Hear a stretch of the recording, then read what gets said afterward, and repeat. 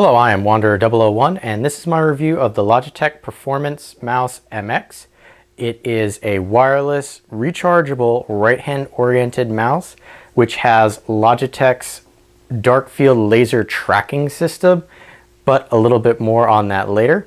I got this mouse to replace, well, not necessarily replace, but to change up what I was currently using at my office job, which was the Logitech Anywhere Mouse MX. Similar technology, wireless, not rechargeable, using the dark field technology, but it was much smaller.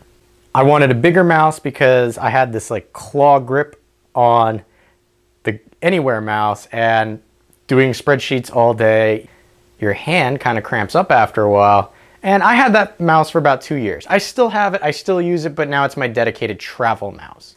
So I got this guy here, which is much bigger than it. So let's get into the specifications. It is 5.1 inches in length. It has a width of 3.9 inches and a height at the highest point of 1.9, and has a weight of 147 grams with the battery inside. Now it does come with the battery, which is a rechargeable nickel metal hybrid battery.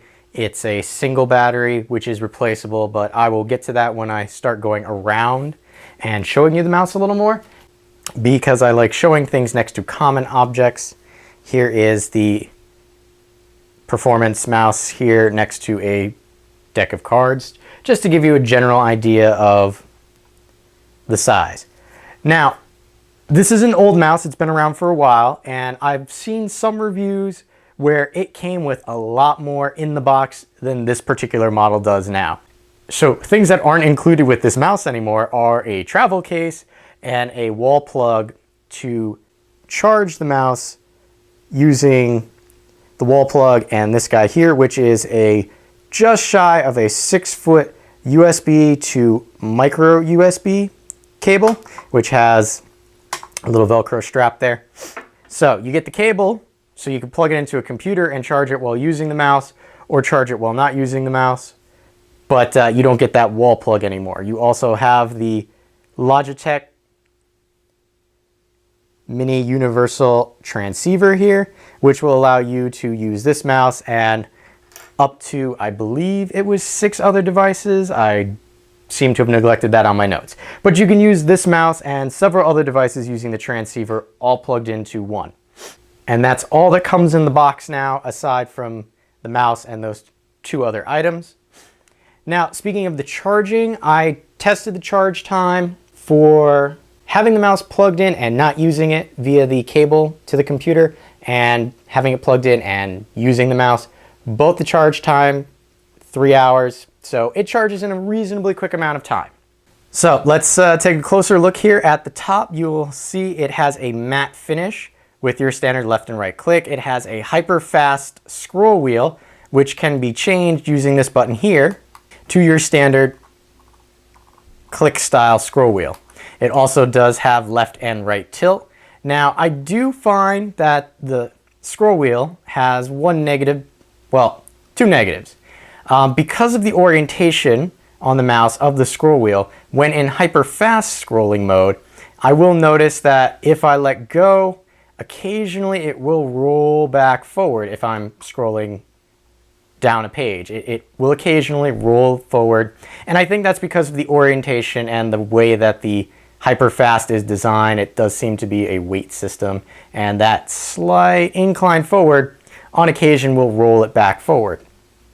Also, the other negative is the side-to-side scrolling is not as good as it was on my Anywhere mouse. Now, I don't think it's because of the orientation of where it is. It's just it sits a little deeper in the mouse than it did on the Anywhere mouse, and I don't feel like you can push it as far as you could on the Anywhere mouse. Looking at the back here, you will notice it does have a nice cutout for your thumb, and kind of, as most mice do that are right-hand oriented, has a nice swish to the right-hand side. So when you grip it, your hand fits comfortably on the mouse. We're going to come over here to the right hand side of the mouse. Again, there's a nice groove for you to kind of have your fingers sit depending on how you particularly grab the mouse. The forward part here, you will see that it has the charging port for the micro USB connection. And coming over to the left hand side of the mouse, this is where your thumb sits. This is a slightly rubbery material which is perforated. It stays reasonably clean. I've had the mouse for about 3 months now. It's been my everyday mouse at my job.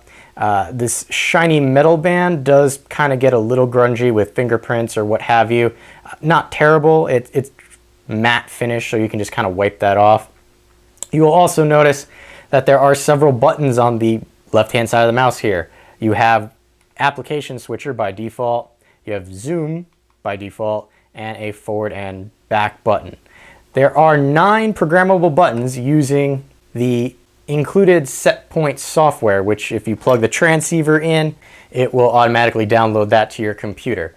Now, I'm not going to show you the set point software only because I covered it when I did the Anywhere mouse. So if you want to see that, you can click over here. I'll link to the portion of the Anywhere mouse which talks about the set point software, because it pretty much is the same. There are a few little differences here and there because each mouse is slightly different. What I did forget to show you is the underside. So we're going to go look at that now. Again, you have your shiny finish here and the matte finish. You have nice size glides, an on-off switch, as well as where your laser is. If we open up this compartment here, you will see the replaceable battery. And we're going to turn it on and flip it around to the top here so that you can see these 2 lights, which indicate your battery level as well as your DPI. Now, the battery is one thing that I don't really like about this mouse, partially because using my Anywhere mouse, it runs off 2 AA batteries, which at one time it's only using 1, so you have a spare always. I could get between like 3 to 4 months of use out of that little mouse. This guy using it 7 hours a day at my day job, I'm lucky to get a month's worth of use out of it. Now that's kind of problematic for me. Now, you do have the charger and you can plug it in and use it at the same time while you're charging, so not terrible. But for a mouse this size, I was hoping to get a little bit more uses out of it. Speaking of size, that was one of the other downfalls that I didn't particularly like. It's not terrible, but it takes a little getting used to, is the weight of the mouse. Now, part of it I thought might have been because I was used to the Anywhere mouse's weight, but I also have the MX 518, which is a gaming mouse, which is heavier than the Anywhere mouse. Anyway, it's a little weighty. It doesn't fatigue you, but if you're not used to a heavier mouse, it's going to be a transition. You're going to have to get used to that. So the mouse is compatible with Windows 7, 8, and XP if you still have that. If you do, get rid of it. And Windows Vista. For Macs, you're looking at OS 10, 10.5 or better. So at least that's what Logitech's website says.